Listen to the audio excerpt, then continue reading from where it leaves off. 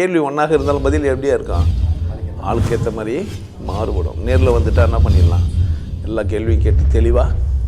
அதுக்கு தான் சத் சங்கம். என்னுடைய நோக்கம் எல்லாம் மனிதர்கள் எல்லாம் மகிழ்ச்சியாக இருக்கணும், அவ்வளோதான். இறைவனை உணர்வோம், இன்பத்தில் திளைப்போம். ஒரு இடம் சொல்கிறேன், இன்பமற்ற யோகின்றது என் குரு சொல்கிறது. ஒரு குழப்பம் அப்படின்றார். இன்பமற்றிருந்தால் யோகின்னு சொல்கிறீங்க, ஆனால் இன்பத்தில் திளைங்கன்னு சொல்கிறீங்க. இன்புற்றிரு அப்படின்ற குழப்பம் இல்லை. இது எனக்கு புரியாது. இது நான் பெற்ற இன்பம் நான் பெறாத இன்பம் சொல்கிறாங்க. இன்பமே இல்லாமல் ஆயிட்டேன், நீங்களும் எப்படி இருங்க, இன்பமே இல்லாமல் இருங்க சொன்னாங்க. என் குரு வேற, என்னுடைய குருகிறார்ல அவர் வேற, நான் வேற. பிரச்சனை எங்கே அப்படின்னு கேட்டிங்கன்னா, 100% நீங்கள் யாராக கூடவும் பொருந்த முடியாது. எப்படி 100% யாரை கூட நீங்கள் பொருந்த முடியாது? யாராக கூடவும் 100% நீங்கள் உங்களாக கூடவே பொருந்த முடியாது. ஏன் உங்களாக கூடவே பொருந்த முடியாது?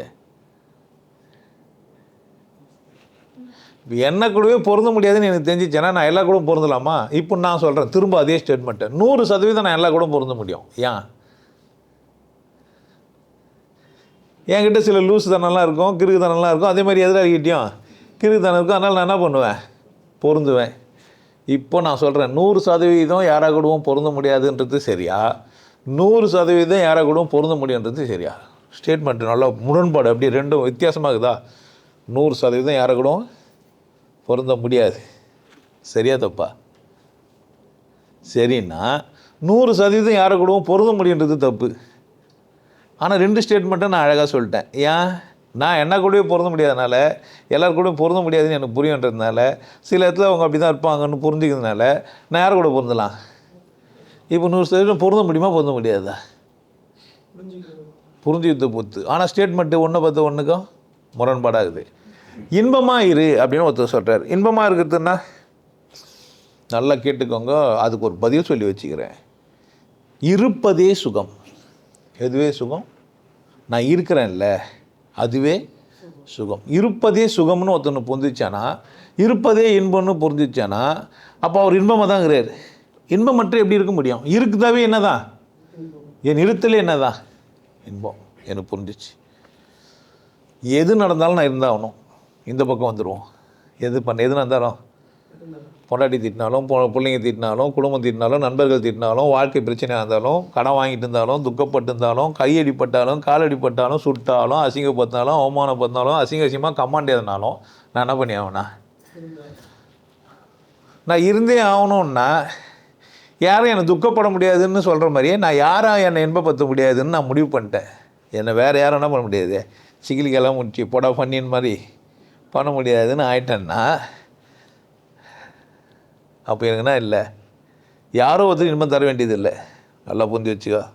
யாரும் எனக்கு என்ன பண்ணுவானா, இப்போ இன்பமற்ற யோகியா அவர்? ஆமாம், யாரும் அவர் என்ன பண்ண வேண்டியது இல்லை, இன்புற்று வருது இல்லை. ஆனால் இந்த பக்கம் யாரும் என்னை இன்பப்படுத்த மாட்டான், என் இருத்தலே என்ன தான். இப்போ எப்படி சொல்லலாம், இன்புற்றுன்னு சொல்லலாமா, இன்பமற்றுன்னு சொல்லலாமா? நான் சொல்கிறத பொறுத்து, நீங்கள் புரிஞ்சுக்கிறத பொறுத்து. இன்பமாக இரு. எதனால் சொல்கிறேன்னா, என்னால் இல்லை, நீ இருக்கிறல்ல, அதனாலே இன்பமாக இரு. இன்புற்றெல்லாம் இருக்காத அப்படின்னா நான் எப்போ என்ன பண்ணுவேன்னு தெரியாது. அதனால் என்ன பண்ணாத. அதனால் நான் இன்பமற்ற யோகி அப்படின்னா, அங்கே இன்பமற்ற யோகி அப்படின்னா இறைவனோடு உணர்ந்தவன், இறைவனோடு உணர்ந்தவன், இறைவனோடு இணைந்தவன், இறைவனோடு கூடியவன், யூனிட்டி வித் காடு. உணர்தல் தேவைப்படுதாங்க. அப்போ அப்போ அவருக்கு என்ன தேவைப்படல, இன்புறுத்துவதற்கு வேறொரு காரணம் தேவையில்லை. இன்புறுத்துக்கு நான் என்ன தேவையில்லை. அப்போ வேறொரு காரணம் தேவையான போது யார் என்னை என்ன பண்ண முடியாது, இன்பமாக்க முடியாது. எப்படி 100% பொருந்தாத அப்படின்னு ஒன்று சொன்னோமோ அதே மாதிரி தான் இது. புரியுது? உங்களுக்கு எல்லாருக்கும் ஒரு விஷயம் சொல்கிறேன். ஆனந்த வாழ்வு அப்படின்ற ஒரு கோர்ஸ் யூடியூப்பில் போட்டு வச்சுக்கோங்க. Happy life course. நீங்கள் மெம்பர் ஆனீங்கன்னா ஆனந்த வாழ்வு கோர்ஸை நேரடியாக நீங்கள் யூடியூப்பில் பார்க்கலாம். ஃபேமிலியாக டிவியில் போட்டு என்ன பண்ணலாம், எல்லாரும் ஃபேமிலியாக போட்டு பார்க்கலாம். ஒருத்தர் தான் சப்ஸ்கிரைப் பண்ணீங்க, 5 பேர் 6 பேர் என்ன பண்ணலாம், நீங்கள் அதை பார்க்கலாம். வாய்ப்பு பயன்படுத்திக்க பாருங்க. நல்லா இருங்க. சிறப்பாக இருங்க, கொண்டாட்டமாக இருங்க. உங்களை நீங்கள் மதிப்பு மிகுந்தவராக மாற்றுறது உங்கள் கையில் தான் இருக்குது. நல்லா இருங்க. நான் ஒரு வாய்ப்பு என்னை பயன்படுத்திக்கலாம். நல்லது.